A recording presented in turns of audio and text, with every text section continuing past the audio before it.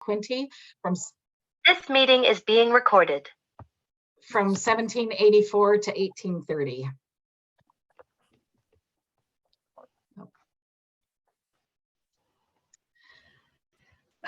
So I'd like to start out.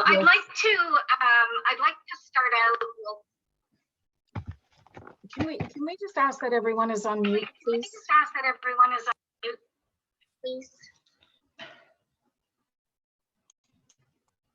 Okay, that's better. Oh. That's better.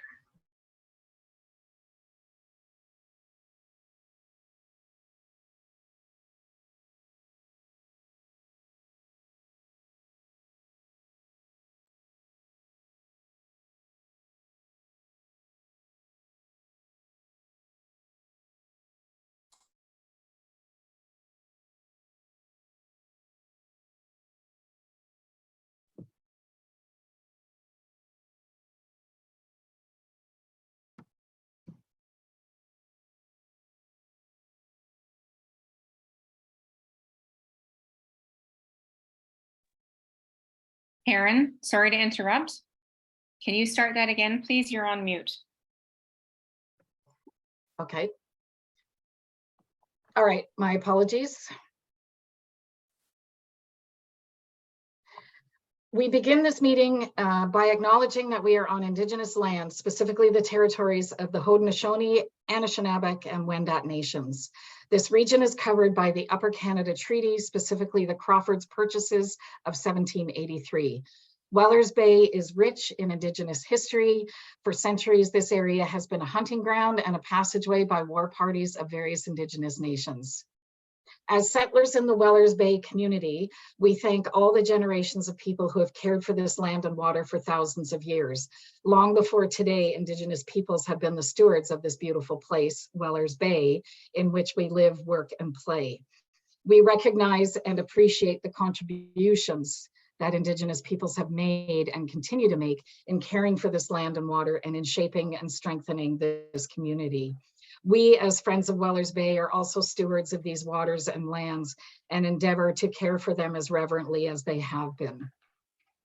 Acknowledging and recognizing the ongoing contributions and historic significance of Indigenous peoples must be clearly connected to our collective commitment to make the promise and the challenge of truth and reconciliation a reality in our community.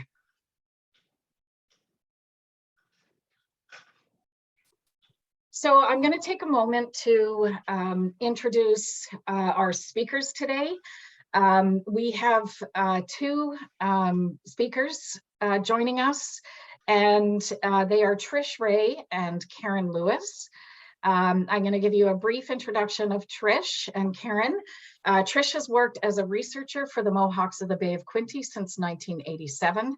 Her work is primarily concentrated on land claims research, but over the years has diversified into community history, including genealogy. I have a couple of friends of mine, Trish, have gone to your genealogy course. Trish is currently working on the history of the back third of the Mohawk Tract granted in 1793. Trish has a BA Honors in Social Anthropology from Wilfrid Laurier and an MA in Cultural Anthropology from Bryn Mawr College. Karen Lewis has lived most of her life in Kanyen'kehá and is retired after working for 27 years as librarian for the Mohawks of the Bay of Quinte.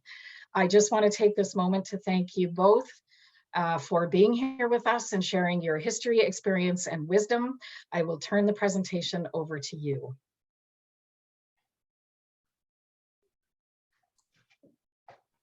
Thank you, Karen. Thank you for the opportunity. It's lovely to share information, to share what we have. Let's just launch in. Okay, so this talk is about after the landing. That's after 1784, life in the Mohawk settlement on the Bay of Quinte, 1784 to 1830. So it's an interesting time frame. The early years, we don't have a lot of information. As we approach 1830, we have a little bit more. But in this time frame, the Mohawks of the Bay of Quinte Kanyen'kehá were establishing their village. They were pursuing their own priorities in their own ways with limited interference from officials, that officials before there's Upper Canada and officials after there's Upper Canada. And the documents from these years show they exercised their own decision-making processes, and women had an essential role, but this era will be short-lived. So we'll present a little background.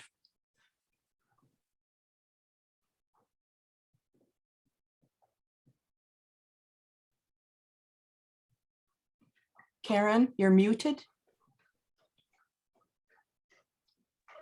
I am so sorry about that. Sego, hi all. The ancestors of the Mohawks of the Bay of Quinte were the Fort Hunter Mohawks and their allies. Mohawk Nation is part of the Six Nations Confederacy, or Haudenosaunee, people of the Longhouse.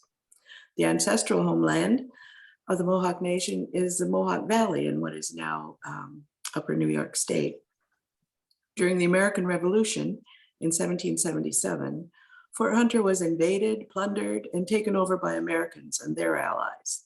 Fort Hunter Mohawks relocated to Lachine for the duration of the war.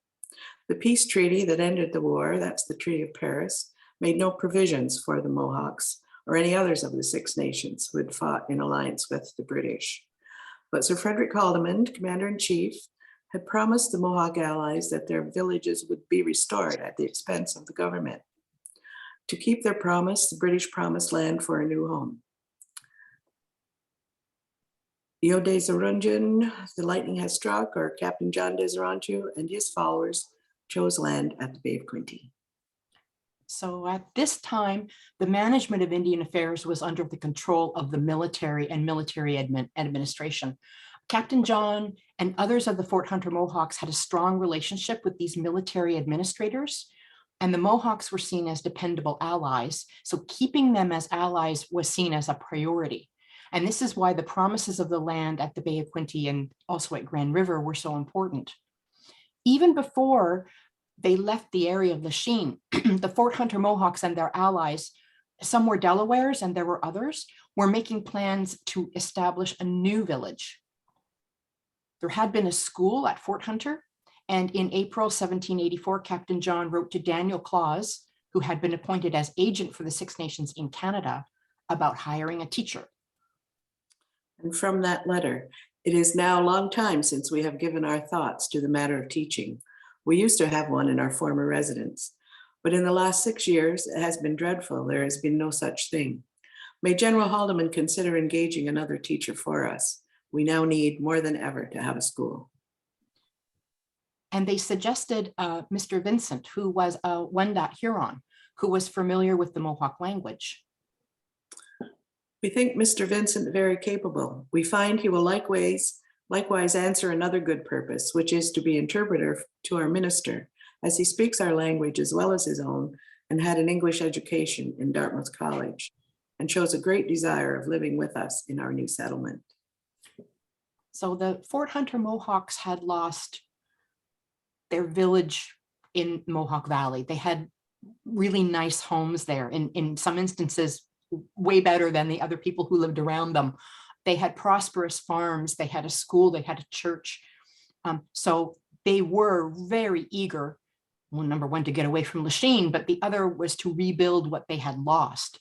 In April 1784, when they were ready to leave Lachine, Captain John wrote to Daniel Claus and he said, "We would be glad to set out as soon as possible in order to get some Indian corn in the ground."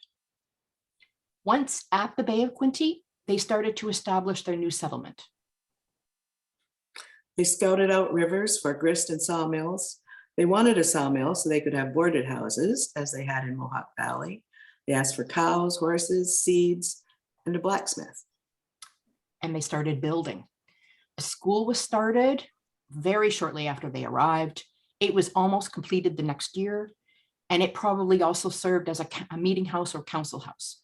Also, a church was started when they arrived, but it took some time to complete it because about halfway through they realized that it was too small and they needed more money to make it bigger. It had to be enlarged.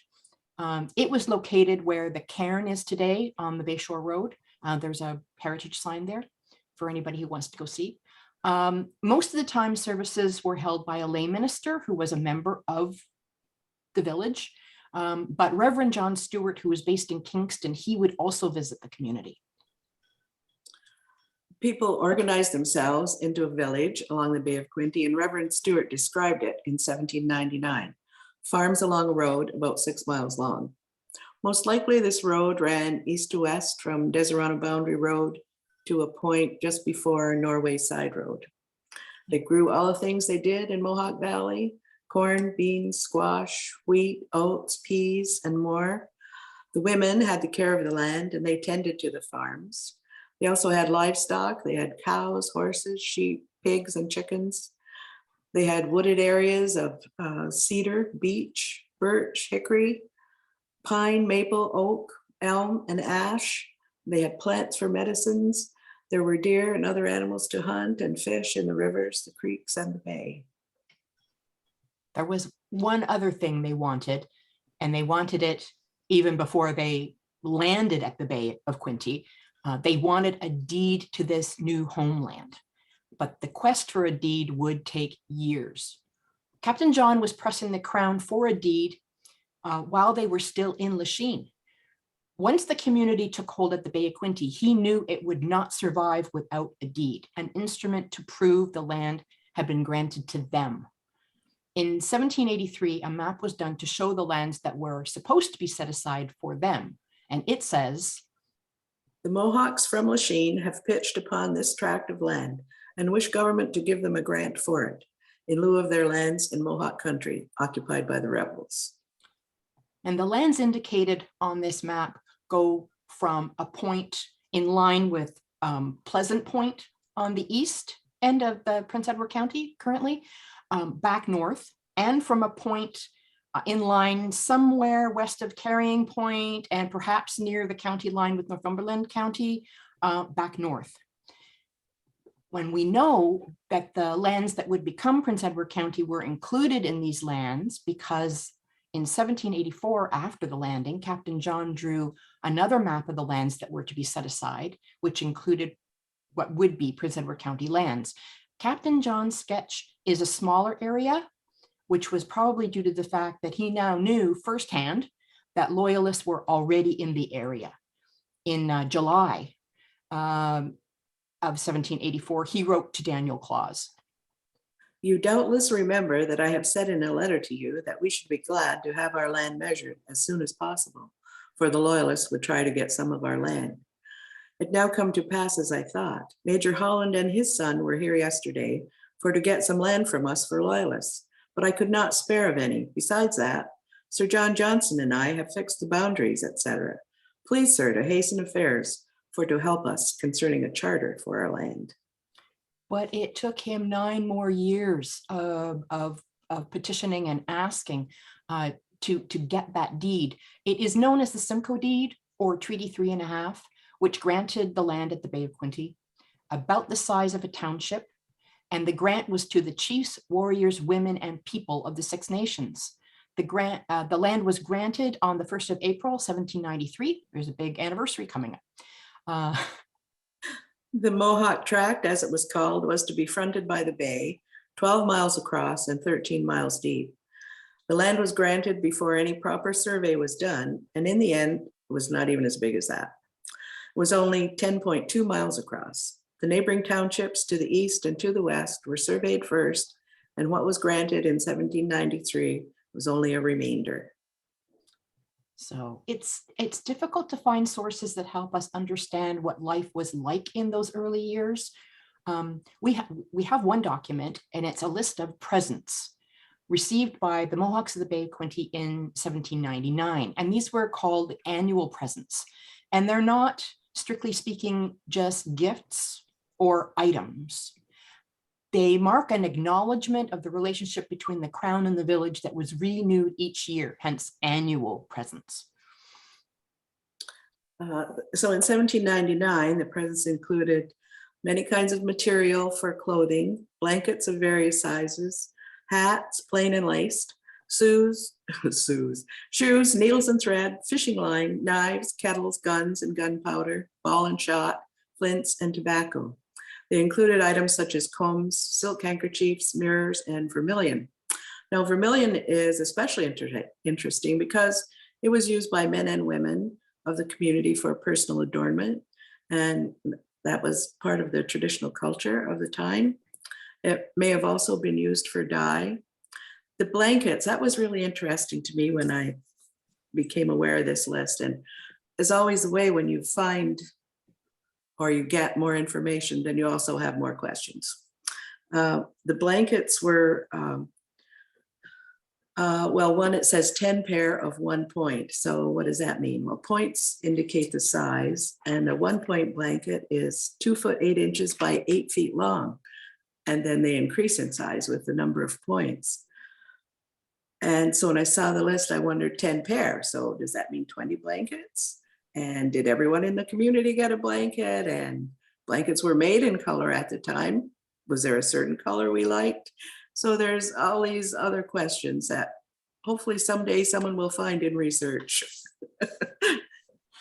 I'll just jump in here for a second because you just reminded me, Karen, in the 1860s, the Indian Affairs officials are still handing out blankets. Mm, a wonderful present. Yeah. So we have another document, which is, we refer to it as the Minutes of 1800, and it provides this unique window into life in 1800 in the Mohawk Tract, life in the village and neighboring the village.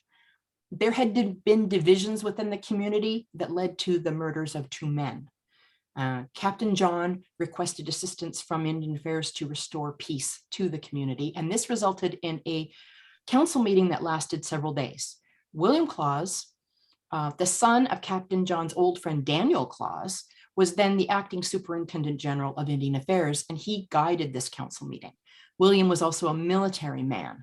And then the meeting was recorded by 2 interpreters. So we know most of what was said in this council was said in the Mohawk language. Even within small villages, there can be serious differences. Captain John and his followers had founded the community, but around August or September of 1788, Anosokdo, to the end of the house, or Captain Isaac Hill and his followers came to the community. Captain Isaac was Captain John's brother-in-law. They didn't get along very well.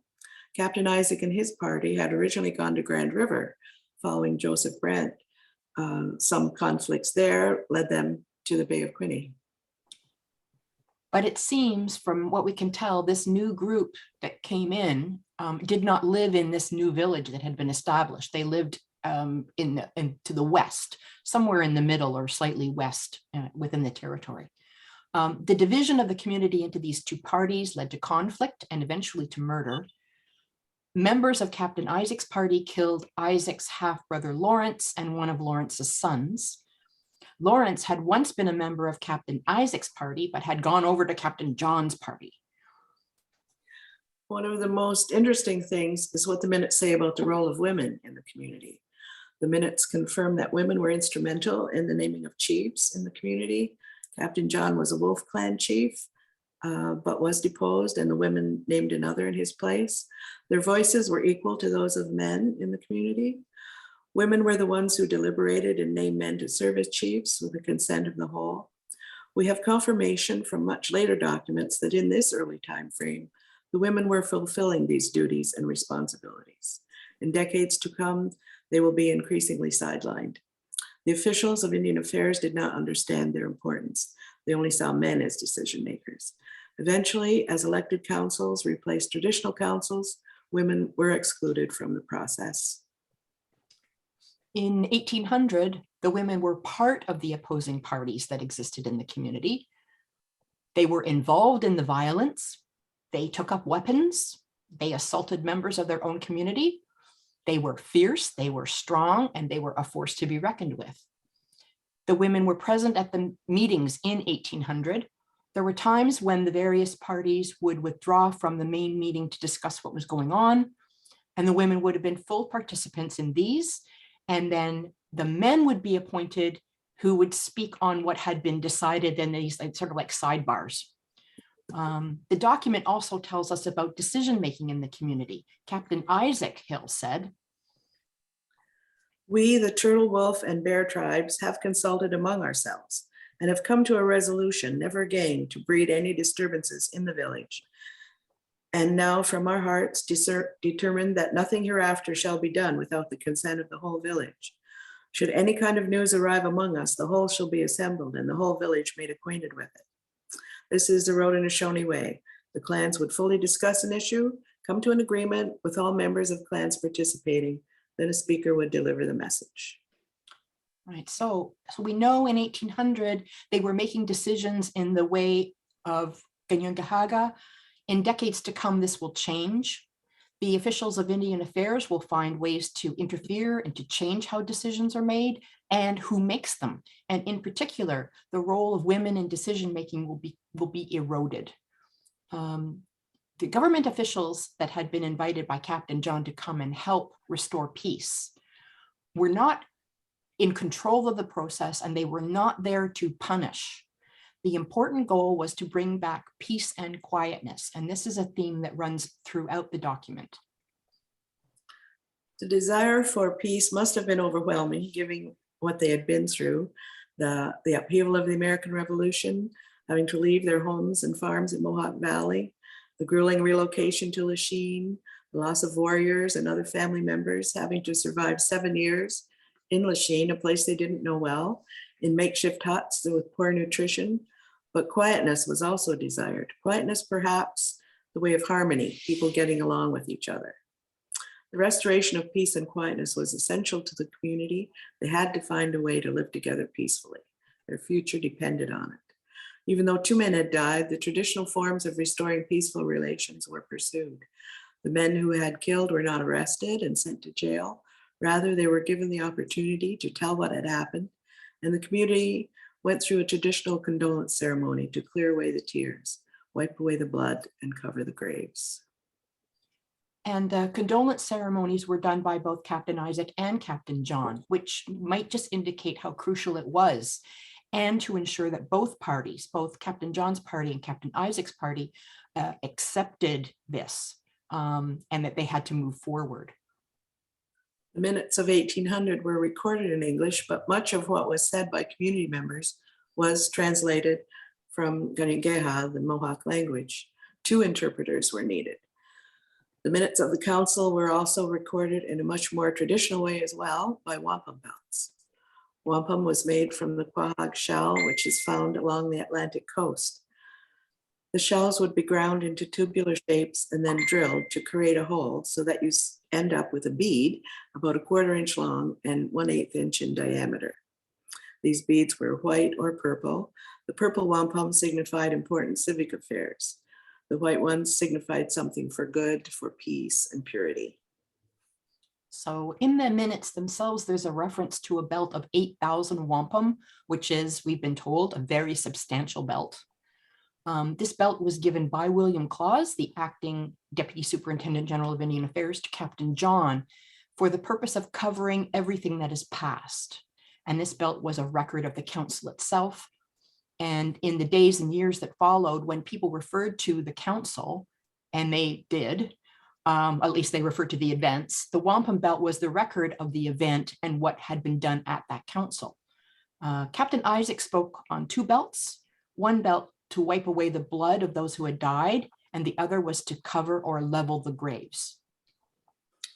The minutes also mentioned 2 sets of 6 strings of wampum given to Captain John by William Claus. One set could have been to acknowledge Captain John as head of the village. The other set could have been attached to the belt to cover the graves. In 1800, wampum was still a critical part of recording events in the community. So at this time, being an ally of the British Crown was still important to the community.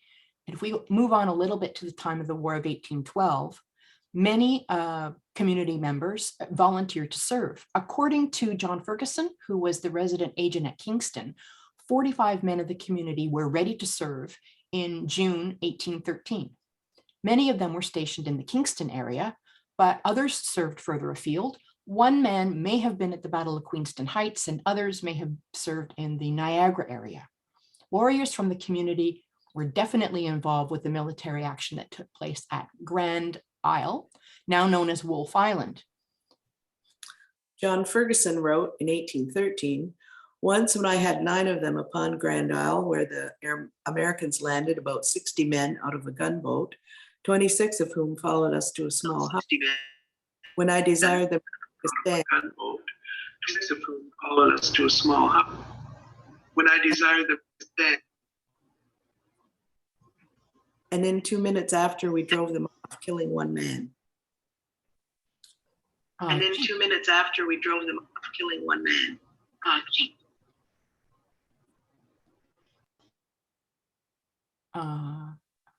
Chief Brant, who was a chief in the community from about 1824 until his death in 1867, was a veteran of the War of 1812, and reference to his service is actually engraved on his headstone.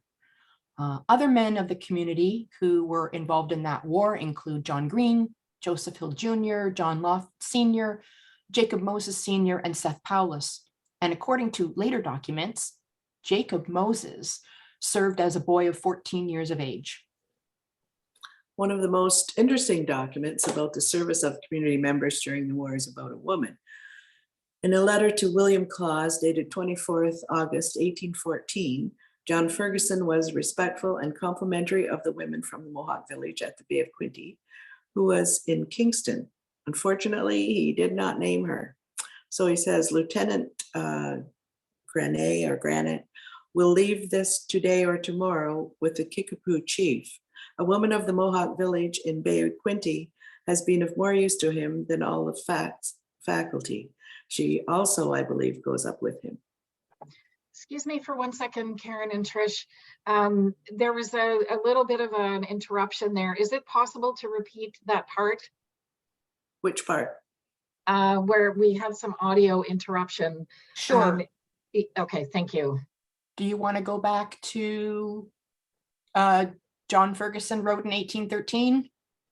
Sure. Karen, can you go back to that? Okay. John Ferguson wrote in 1813, once when I had 9 of them upon Grand Isle, where the Americans landed about 60 men out of a gunboat, 26 of whom followed us to a small house, when I desired them to make a stand, and in 2 minutes after, we drove them off, killing 1 man. Chief Brant, who was a chief in the community from about 1824 until his death in 1867, was a veteran of the War of 1812, and reference to his service is engraved on his headstone. Other men in the community also served. We know that John Green, Joseph Hill Jr., John Loft Sr., Jacob Moses Sr., and Seth Paulus all participated in the war. And according to later documents that we have, Jacob Moses served as a boy of 14 years of age. One of the most interesting documents about the service of community members during the war is about a woman. In a letter to William Claus dated 24th August 1814, John Ferguson was respectful and complimentary of the woman from the Mohawk village at the Bay of Quinte, who was in Kingston. Unfortunately, he did not name her. Lieutenant Granite will leave this today or tomorrow with the Kickapoo chief. A woman of the Mohawk village in Bay Quinte has been of more use to him than all the faculty. She also, I believe, goes up with him. And in the years that followed and up until the time of the Upper Canada Rebellion, the Mohawks of the Bay of Quinte, like other Indigenous people in Upper Canada, were seen as potential military allies. But this relationship that is based upon a level of respect was under pressure. From the time of the landing, there had always been pressure on the Mohawk lands from others who wanted them. The community had to deal with squatters, illegal leases, and even taverns on their territory. The officials of Upper Canada thought the needs of the weary travelers crossing the Mohawk Tract were more important than protecting the Mohawks. There were many who would try to ply them with alcohol to get what they wanted. Some who obtained illegal leases tried to get the government to confirm them. Some who lived on the Mohawk Tract illegally recruited other white people to come onto the tract, promising the government would never throw them off. Yeah, and what makes things even worse is that we now have a document from 1818, which makes it clear that the agenda of the government of Upper Canada was to obtain the whole tract. They wanted the Mohawks, the Bay of Quinte, out of there. And the government officials often raise the issue to the community. Oh, don't you want to move somewhere else? And they would say, don't you want to go to Grand River? In 1820, the first block of land was alienated from the Mohawk Tract. This was the start of a process that would last throughout the rest of the 19th century. It was also in 1820 that the township known as the Mohawk Tract, since 1793, was renamed Kanyen'kehá Township. Kanyen'kehá was Joseph Brant's name. We've not found out why it was named this, because Joseph Brant never stayed at the Bay of Quinte. It could have been named for him because it was the name of a famous Mohawk. Certainly the Mohawks of the Bay of Quinte would not have named it that. By 1830, many things were changing, and they were changing at a rapid pace. The Indigenous people of Upper Canada were no longer seen as that important potential military ally that they once were. The Department of Indian Affairs had been part of the military administration, but it was then moved to the civilian administration. So Indigenous people and their concerns were never going to be the first priority of a civilian administration. And this meant there would be even more pressure on the community either to leave their lands at the Bay of Quinte altogether or surrender their lands in blocks over time. In 1831, the community would get their first resident missionary from the Church of England, and he was Saltern Gibbons, and he was the son of James Gibbons, who was the chief superintendent of Indian Affairs based in Toronto. Saltern Gibbons would become enmeshed in the affairs of the community, assisting with correspondence and financial matters, but he would be an intermediary where in the early days, the community was in direct contact with officials. He became the middleman. He was also an active influencer. He was hoping to change how Mohawks of the Bay of Quinte lived their lives. He wanted them to be more like what he considered himself to be, educated, Christian, and civilized. After 1830, there would be more loss of land and increased interference from government officials to follow their rules, their procedures, and follow their advice about priorities for the community. After 1830, the Mohawks and other Indigenous people in Upper Canada were seen as a problem to be managed, perhaps hopefully to be relocated away or assimilated into the larger population. Christianized, educated, civilized, assimilated. The years from 1784 to 1830 was a time when the community could, in many areas, go its own way, but it would not last. You can see it was already beginning to slip away. Thank you for the opportunity to share more of our history. Now, Thank you.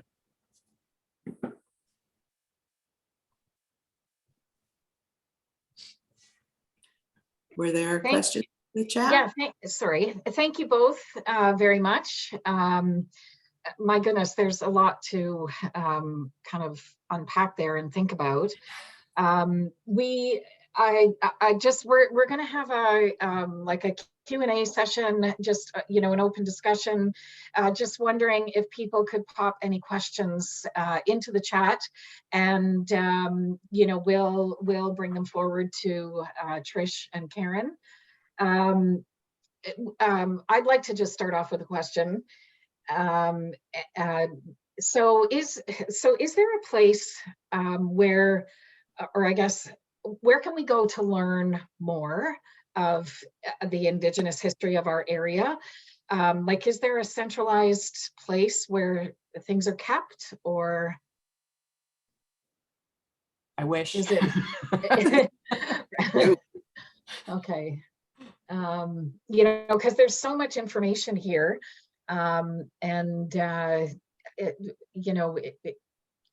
it would be a great opportunity to be able to learn more if there was somewhere.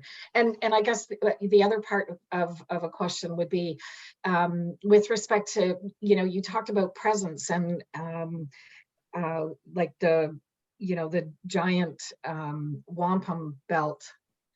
Like, are those kept somewhere? Like, are those things like preserved? Sadly, no. Okay. Okay. I mean, there's the history of the Mohawks of the Bay of Quinte is kind of spread out all over the place. There are documents at the archives, both in Ottawa and in Toronto. We're trying to pull it all together so that it is in a central location. There's some things at the library. Were the presentations that you did at the library, they used to be on MBQ's website. I'm not sure if they still are there. I don't know. I think the articles are there. The historical articles are there, but I'm Yeah. not sure about presentations. Okay, Yeah. well, that's a great place to start anyway. So there are a few questions here, and I'm just going to try and go through. Robert is asking, you mentioned there was not much in the records pre-1784. Did the Mohawks come to the area for the purposes of trade or for other reasons? Before 1784? Yeah. Yeah, it would have been an area that had been used by, and we do know this. Earlier, it had settlements of other Iroquois Confederacy peoples, so that there had been, the area would have been familiar to them, but we don't have good like historical records or that kind of thing. I'm trying to think. And we don't have good at that time frame either, because we're relying on other historical who wrote those, right? Who wrote Yes. these letters. We're lucky that we have letters from Captain John. But yeah, it was a place that had been part of the fur trade, part of the movement of people up into the North Shore of Lake Ontario, and down back down again. But within the realm of what I've done, we don't have a lot. Okay, thank you. Ken asked the location of the cairn, and it's Bayshore Road, but so whereabouts on Bayshore? Like how far in off of, like, say 49? Karen, No, can you help? a mile or so. It's just not far past the Elders Lodge, if you know that building, Okay, great. and Thank on this you. side. Dolores has a question whether there's any mention of the early use of European glass beads.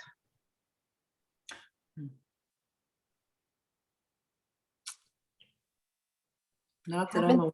Haven't seen that yet, but you know what? We need to check the other. We have a few other list of presents.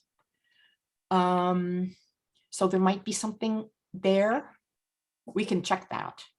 Yeah, the 1799 list says ribbons, but it doesn't say anything about beads. No. And we don't have a complete list of presents. This is part of the interesting. Sometimes you get those list of presents and they're in military files. They're not in the rest of Indian Affairs files, if you like. So you find them by mistake or serendipity or something. Right. So we don't have a complete list, but I will look for that. I'll look for beads. Great. Okay, so there's a question here about the captains that were mentioned. What were their, can you clarify their first names and last names? And they were captains of which regiments? No, they were Captain John Deserantian and Captain Isaac Hill. And they were not of any particular regiment. They were given that as it's like an honorary title, but it's because they fulfilled the roles within the British military of a captain. And so even Joseph Brant was referred to as Captain Joseph Brant. Okay. So we refer to him as Captain John most of the time. Okay. And then what is known about Captain John's history?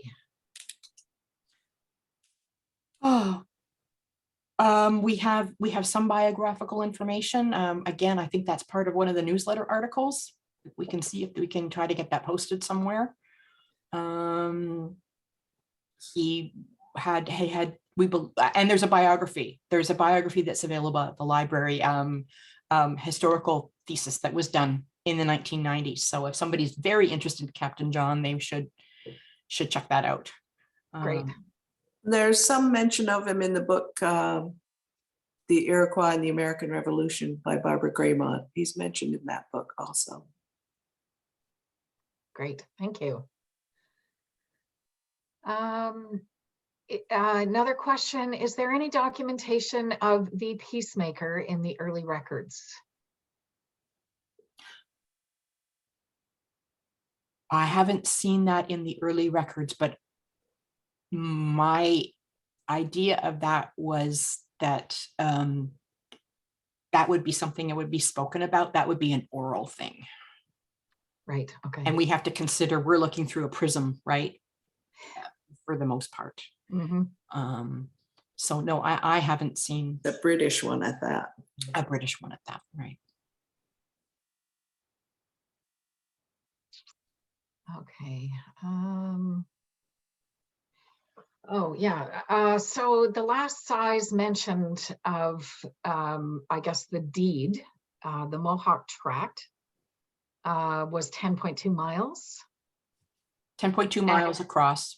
across. And so what size of land does the Mohawk territory have now? Oh, is it just over 18,000 acres now? It was 92,000 acres originally. Yeah, during the 19th century, you have huge blocks that were surrendered for various purposes. Yeah, and the first surrender that was taken was the middle third, right through the middle of the township. Leaving the back, I've been working on the back tract, leaving the back tract without any protection, right? So. Right. And so, forgive my ignorance, because there's been some discussion in the news about, is it the Culbertson Tract? Mm-hmm. Is that the centerpiece? Or No. part of the centerpiece? No, okay. No, and it wasn't a surrender of land. There was no surrender for the Culbertson Tract. Yeah, Right, but it's way out that's part of Deseronto. Out the east end of the Mohawk Tract. It was originally part of the Mohawk Tract, and it was lost in 37, I think, 1837. So outside of my boundary here. Yeah, sorry. Just I wondered if it was connected. Okay, so Christine has a question here. Are there references about their relationship with the Mohawks from Akwesasne and Oswegatchie? They had Catholic missionaries and a few French squatters long before the Mohawk from Lachine arrived before Bay of Quinte. No, I don't have. Now they may have references, but I wouldn't have them. Yeah, I don't know. There may be, but I don't have them. And another question, was a portion of the population traveling to other communities? There was a lot of movement between communities. It's surprising considering how difficult travel probably was. But there seems to be movement between communities. Yeah, I agree with that. And that was really, I was talking to somebody about this recently about the diplomacy of Haudenosaunee people, and that included a lot of travel and reestablishing relationships. And that is something that shows up later in records that we do have about deputations. It was really important. If they had something really important to talk about, there would be a deputation sent to wherever it needed to go. So travel was always important. Great, thank you. Are you aware of a list of participants at the Battle of Chrysler Farm in 1813? Yes, I am. And they have been misidentified as Mohawk and are Anishinaabe people. Okay. Christine, You're asking very specific questions.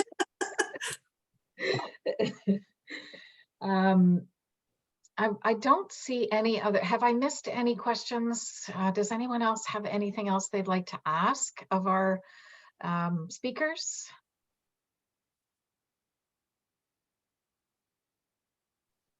I guess maybe I'll jump in again, because one of the things that I'm challenged with, and you may have noticed from my territorial acknowledgement, that there's, I am not clear, and I mean, I do look it up, but the treaty that is governing this, or is in this area, is it Treaty 3.5? Like if Yes. I'm like, sorry, and I live in Prince Edward County, so I struggle with this, because you go on, all the different websites, and it's always really hard to figure out, one says this and one says that, and anyway, so there, some clarity would be great to help me understand that better. Well, the Simcoe deed does not include any land in Prince Edward County. The Simcoe deed is the land that was left over, right? It's the remainder. That's what actually gets granted. It isn't what the Fort Hunter Mohawks wanted. It isn't anywhere near what they wanted. It isn't anywhere near what they told the government they wanted, or what the government promised they would do. But the purchase that probably includes Prince Edward County is the Crawford purchase. Okay. And there is no piece of paper for the Crawford purchase, right? Okay. But there were meetings for the Crawford purchase. There was compensation. Not very much, but there was compensation paid, and I should tell you that at the meetings having to do with the Crawford purchase, there were Onondagas there, so you have Haudenosaunee representation at these meetings. It's an area that really does need more research, but it's not something I can do. Yeah, no, that's great. Thank you for that. And so there's a question about how folks could perhaps reach out to you for follow-up. Could we share your email addresses? Would that be fair? Or how would would you like it to come through us? Sure, if it comes through you, that's great. Okay, so, if you have questions, please go to the email that you signed up with, friendsofwellersbay@gmail.com, and we'll be happy to forward those questions on to our speakers. Okay. So I do have another few questions that just came in. Is there awareness of the Squire Site Arch dig from the 50s? Is that Mohawk history? I don't know. Okay. Archaeology is not something that I know it goes on, but it's not within my purview. Sure. Yeah. Okay. Thank you. And another question is, what can we do to encourage learning and sharing of important First Nations history? Oh, Karen, you do this one. Oh, I don't know. Just talk to your people. Search out sources. I think that's a really great suggestion. There is a lot of learning, and as Friends of Wellers Bay, personally, this is having events like this to help start the conversation, give people some insight, and maybe some insight and some places where they can do a little more digging, where they have a specific interest. I think that that is a role that we can certainly play, and help people get connected to other events and activities that are happening that could enhance their knowledge. Were the Native people given the same tools as the white people when they landed in Deseronto?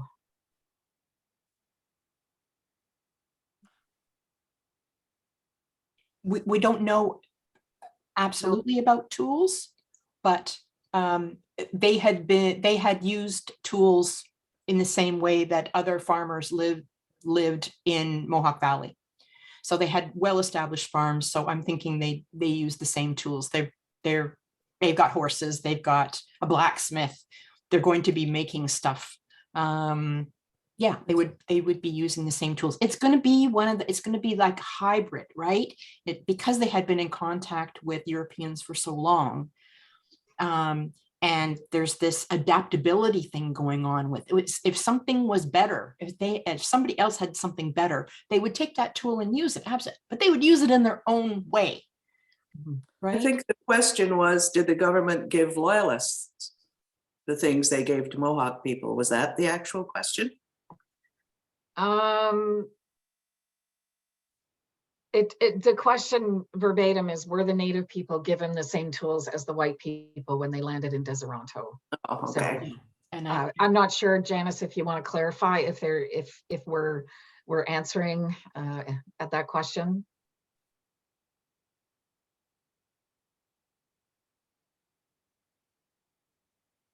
Okay. So I'm not seeing any more questions coming in. As we do have folks who are commenting, thank you, very informative, much appreciated, all of those things. And I would echo their sentiments and comments. I would really like to thank you both for your time today, for sharing your knowledge, for giving us some insight as to, some of the, a little more deeply into the history of the region. And, your time and knowledge is greatly appreciated. I would like to just direct folks to, okay, I'm going to give this a whirl. I wrote down Kanyen'kehá,